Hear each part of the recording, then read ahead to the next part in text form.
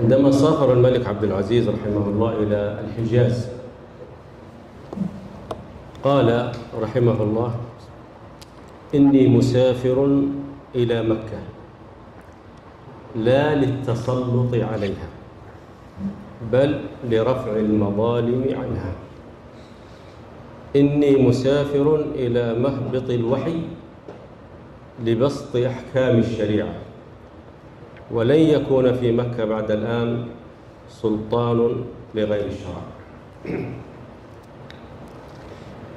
وهناك كلام له رحمه الله في خدمة رعيته.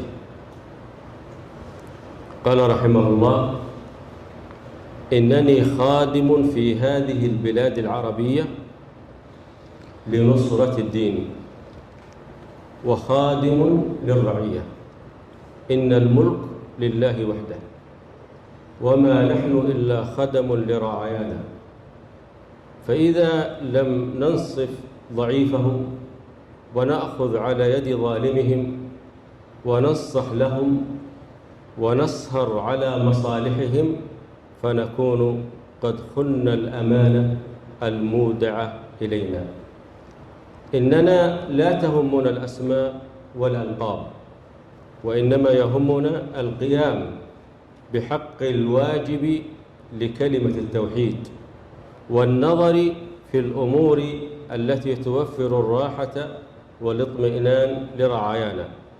إن من حقنا عليكم النصح لنا، فإذا رأيتم خطأ من موظف أو تجاوز من إنسان فعليكم برفع ذلك إلينا لننظر فيه، فإذا لم تفعلوا ذلك فقد خنتم أنفسكم ووطنكم وولاتكم.